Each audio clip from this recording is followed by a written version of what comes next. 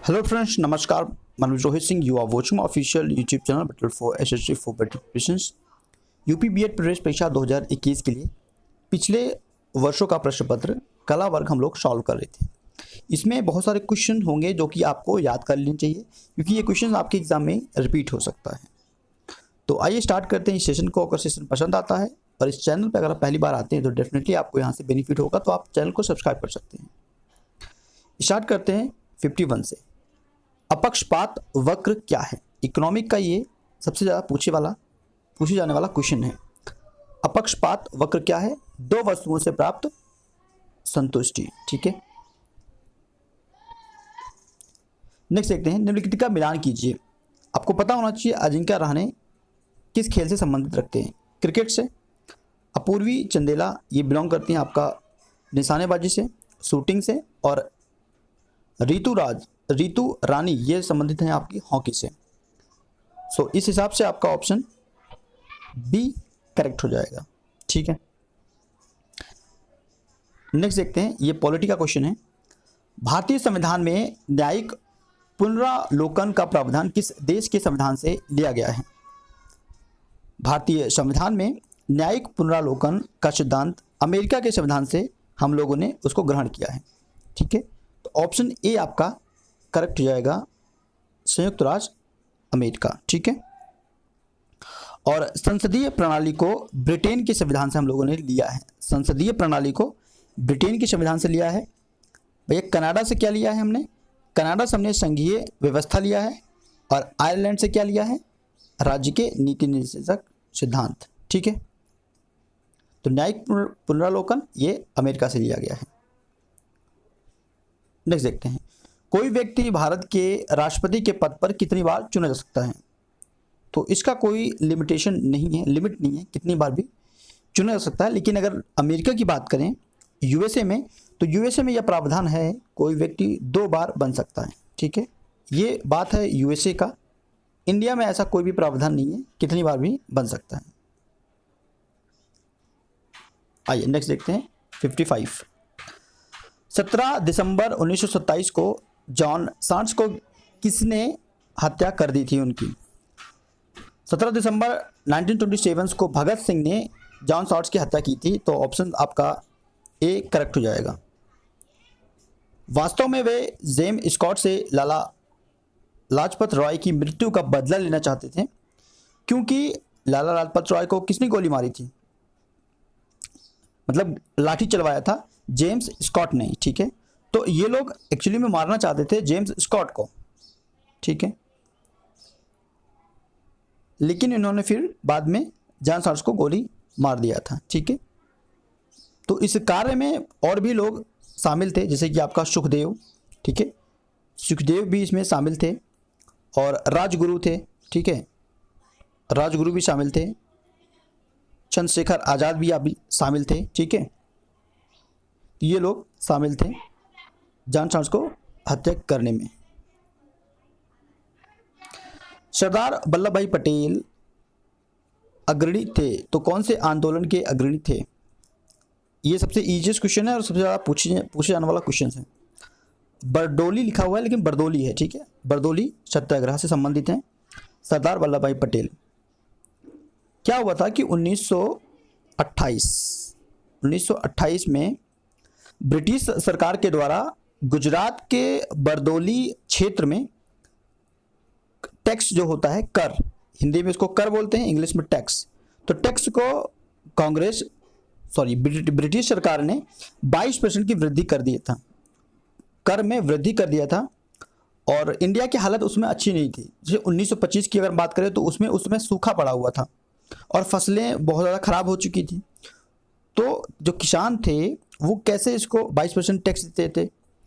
तो इस वजह से वो लोग और गुस्से में हो गए, और उस वजह से क्या हुआ, आंदोलन तेजी पकड़ा था।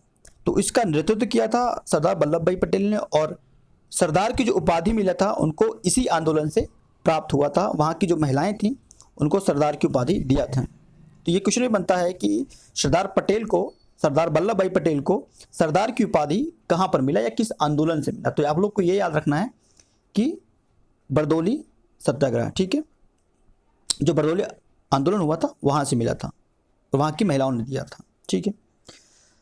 किस प्रकार के वन मुख्यतः शैवालों तथा काई से बने होते हैं?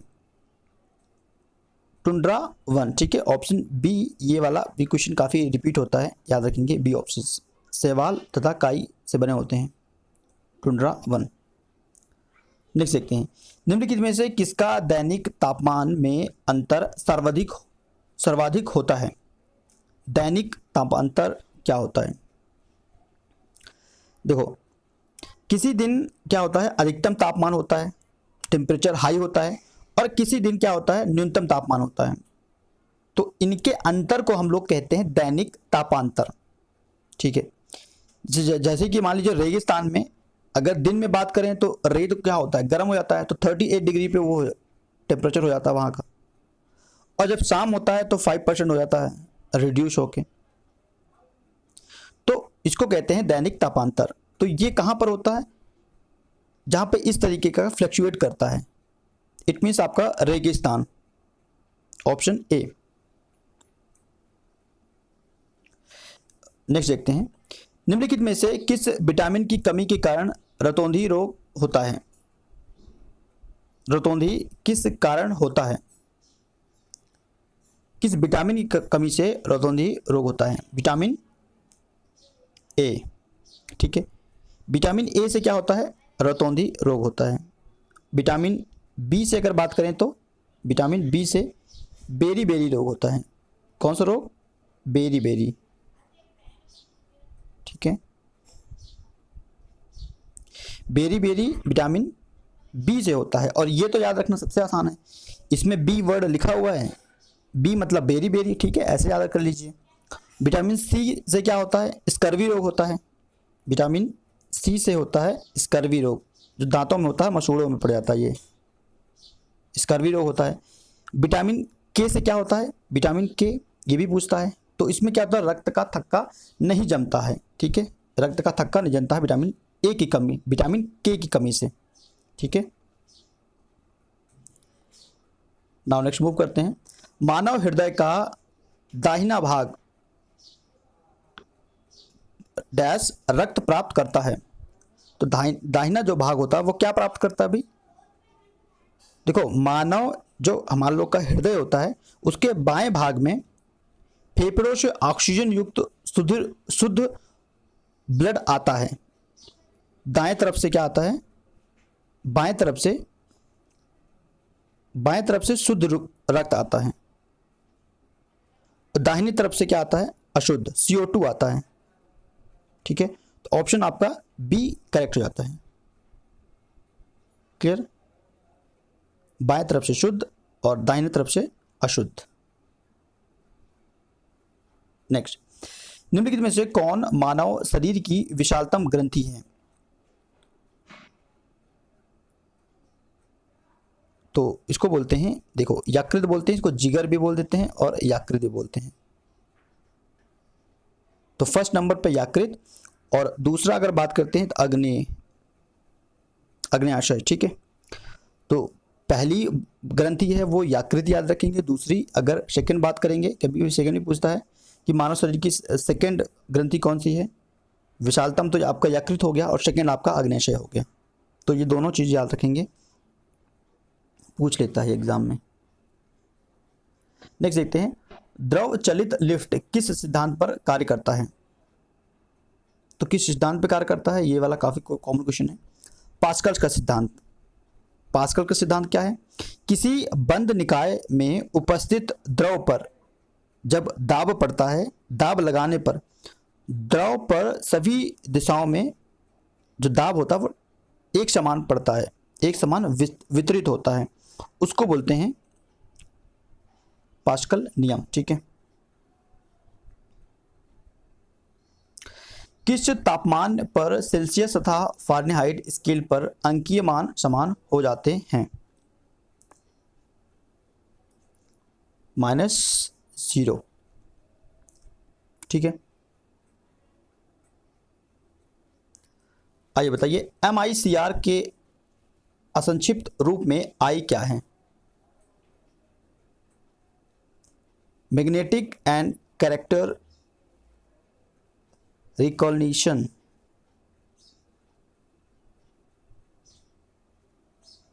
तो इसमें क्या होता है 64।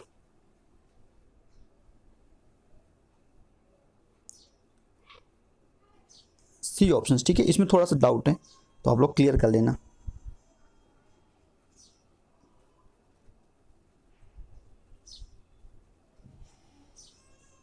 नेक्स्ट देखते हैं, ठोस अवस्था से सीधे गैसीय अवस्था में परिवर्तन की प्रक्रिया को क्या कहा जाता है? ठोस अवस्था से सीधे गैसीय अवस्था में परिवर्तन को क्या कहा जाता है? इसको कहते हैं ऊर्ध्वापतन। क्या कहते हैं? यहाँ पे गलत लिखा हुआ है, इसको लिखा जाता है ऊर्ध्वापतन, ऐसे लिखते हैं ऊर्ध्वापतन। और इसका अगर एग्जाम्पल की बात करें तो कपूर, हम लोग घर में जलाते हैं, आप लोग कपूर। ठोस अवस्था से सीधे वो गैसीय अवस्था में बदलता है, द्रव में नहीं बदलता है, तो इस प्रक्रिया को ऊर्ध्वापतन कहते हैं। ठीक है, क्लियर है?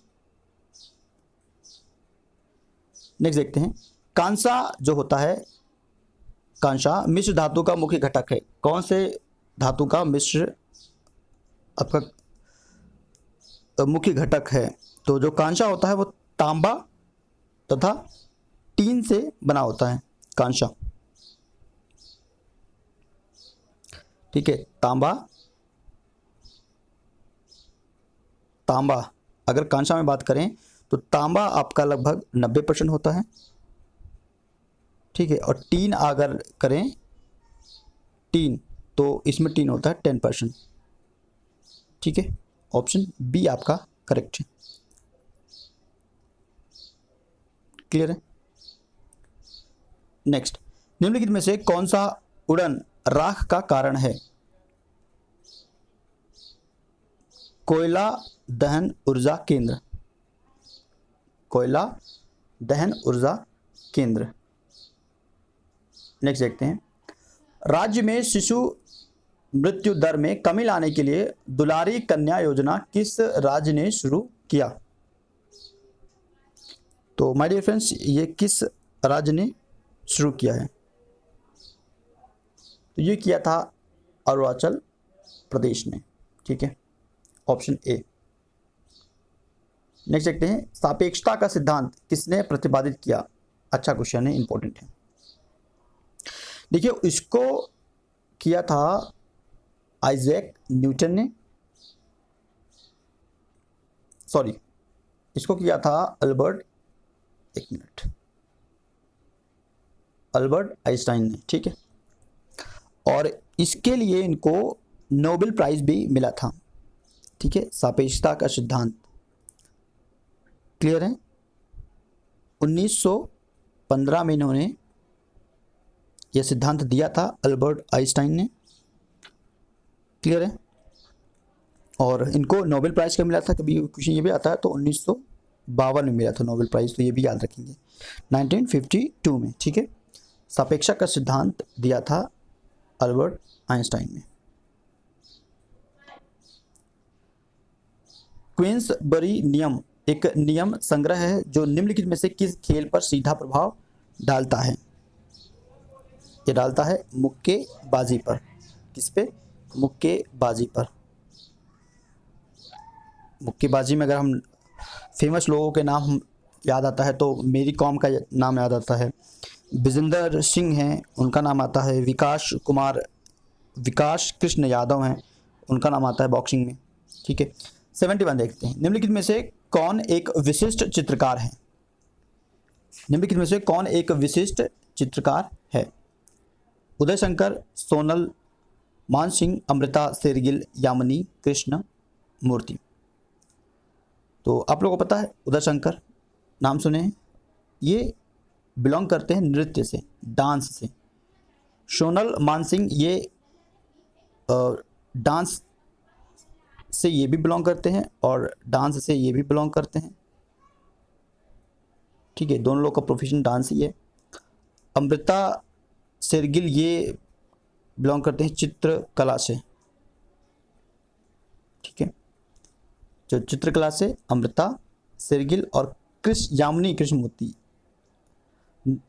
ये भी डांस से बिलोंग करती हैं। तो चित्रकला से कौन बिलोंग करता भाई, क्वेश्चन ये पूछा था, तो अमृता शेरगिल, ठीक है। बाकी 3 लोग डांस से बिलोंग करते हैं। नेक्स्ट देखते हैं, Hema Malini beyond the dream girl किस लेखक या लेखिका द्वारा लिखा गया है? तो याद रखेंगे राम कमल मुखर्जी, ऑप्शन सी, ठीक है। तो इनके द्वारा लिखा गया है। आइए अब जो क्वेश्चन करेंगे ये थोड़ा सा हट के रहेगा क्वेश्चन। ऐसे क्वेश्चंस आपके 5 से 6 क्वेश्चन बनता है कला वर्ग में, जो कि काफ़ी टफ भी माना जाता है। तो इन क्वेश्चंस को आपको लर्न ही करना होता है, ठीक है। चलिए देखते हैं, जातिवाद अंध और परिमित समूह भक्ति है जो न्याय के सामान्य सामाजिक मानदंडों के औचित्य, नैतिकता तथा सार्वभौमिक भ्रातृत्व की उपेक्षा करती है। जातिवाद की परिभाषा किसने दिया? अब ऐसे क्वेश्चन आपको क्या करेंगे, लर्न करना होगा, ठीक है। इसको दिया था काका कलेलकर ने, ठीक है। ऑप्शन बी आपका करेक्ट है। जातिवाद की यह परिभाषा किसने दिया था? काका कलेलकर ने, ठीक है। ऑप्शन बी आपका करेक्ट है। नेक्स्ट देखते हैं, सामाजिक समस्याएं व्यक्तियों की कल्याण संबंधित अपूर्ण आकांक्षाएं हैं, यह कथन किसने कहा है? किसने किया है, कहा है? पॉल लैंडिस का, ठीक है। याद रखेंगे सी ऑप्शन करेक्ट है। आइए नेक्स्ट देखते हैं, सांख्य दर्शन के सत्कार्यवाद का अर्थ क्या है? क्या अर्थ है? 93, सांख्य दर्शन के सत्कार्यवाद का अर्थ क्या है? इसका अर्थ होता है माय डियर फ्रेंड्स, कार्य अपनी उत्पत्ति के पूर्व कारण में विद्यमान रहता है। इसका अर्थ है, सांख्य दर्शन के सत्कार्यवाद का अर्थ है कार्य अपनी उत्पत्ति के पूर्व कारण में विद्यमान रहता है। नेक्स्ट मूव करते हैं, गुरु मत के प्रवर्तक हैं प्रभाकर मिश्रा। Option A Prabhakar Mishra. सभी आस्तिक दर्शन ने किसी न किसी रूप में आत्मा या जीव की सत्ता को स्वीकार किया है, किंतु आत्मा के स्वरूप पर सभी दर्शन में मतभेद है। इस संबंध में निम्न में से कौन सा कथन असत्य है? याद रखेंगे दर्शन, एक मिनट, ऑप्शन सी आपका करेक्ट है। जैन दर्शन आत्मा को पूर्णतः नित्य मानता है। जैन दर्शन, ठीक है। देखो इनको ये क्वेश्चन तब आपके जाके स्ट्रांग होंगे जब आप इसको लिखोगे, ठीक है। लिख कर कई बार इसको रिवाइज करेंगे तब जाको आप बेनिफिट पहुंचेगा इन क्वेश्चंस का। नेक्स्ट देखते हैं 96, सीखने के अंतर्दृष्टि सिद्धांत का प्रतिपादन किसने किया? सीखने के अंतर्दृष्टि सिद्धांत का प्रतिपादन किसने किया? 96 ये किया था गेस्टाल्ट वादियों ने, ठीक है। ऑप्शन डी, नाम थोड़ा गलत है तो हो सकता है प्रोनाउंस गलत कर दिया हूं, ठीक है। आप भी पढ़ लेना। बुद्धि के सिद्धांतों में एक तत्व सिद्धांत का प्रतिपादन कौन करता है? 97 का राइट आंसर है बी ने, ठीक है। Option A. असामान्य व्यवहार का अतिरंजित तथा विकृत स्वरूप है, या किसने कहा है?